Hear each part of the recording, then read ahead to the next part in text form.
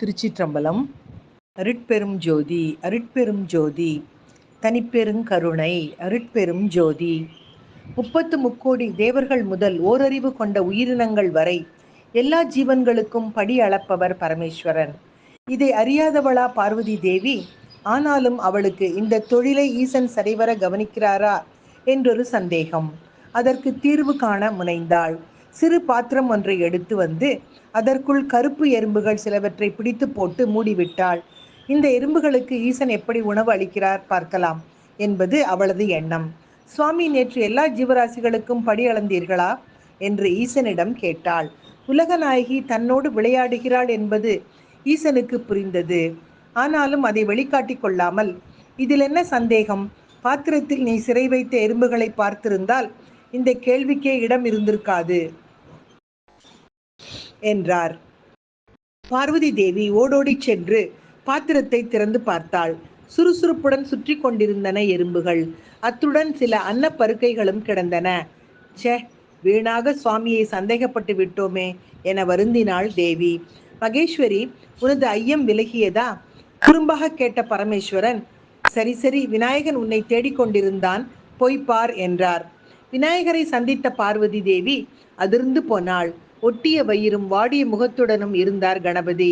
ஏனம்மா அப்படி பார்க்கிறீர்கள்? எல்லாவற்றுக்கும் தாங்கள்தான் காரணம் என்றார் விநாயகர். என்ன சொல்கிறாய் நீ?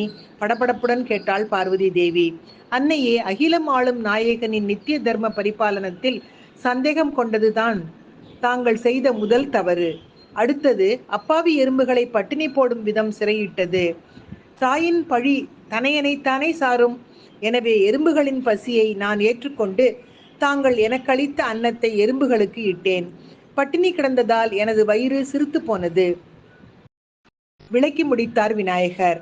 பார்வதி தேவி கண் கலங்கினாள். விநாயகரை அழைத்து கொண்டு சிவனாரிடம் சென்றவள், சுவாமி, என்னை மன்னியுங்கள், நான் செய்த தவறுக்கு நம் மகனை வதைக்க வேண்டாம் என்று வேண்டினாள். வருந்தாதே தேவி, பக்தர்கள் என்பால் வைக்கும் நம்பிக்கை சற்றும் குறைவில்லாததாக இருக்க வேண்டும். அந்த நம்பிக்கைக்கு இணையான பூஜையோ வழிபாடோ கிடையாது. இதை உலக மக்களுக்கு உணர்த்த நடந்த திருவிளையாடலே இது.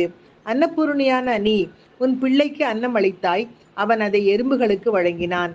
விநாயகனின் பெருமையை போற்றும் வகையில் அவை இனி பிள்ளையார் எறும்புகள் என்றே அழைக்கப்படட்டும் என்று அருளினார். பிறகு பார்வதியிடம், எறும்பு உண்டது போக மீதம் உள்ள அன்னப்பருக்கைகளை விநாயகனுக்கு கொடு என்றார். அப்படியே செய்தாள் பார்வதி. அந்த பருக்கைகளை உண்ட விநாயகரின் வயிறு பழைய நிலைக்கு திரும்பியது. அவரது பசியும் தீர்ந்தது. இந்த அருளாடல் சம்பவம் தேய்பிறை சதுர்த்தி திதி நாளில் நிகழ்ந்தது. இதையே சங்கடகர சதுர்த்தி நாளாக அனுஷ்டித்து விநாயகரை வழிபடுகிறோம் என்று கர்ண பரம்பரை கதை ஒன்று உண்டு என்ற இந்த சம்பவத்தை, இந்த நிகழ்வை இன்றைய சிந்தனையாக்கி மகிழ்வோடு காலை வணக்கம் சொல்வது அழகம்மை சுவாமிநாதன். Happy morning.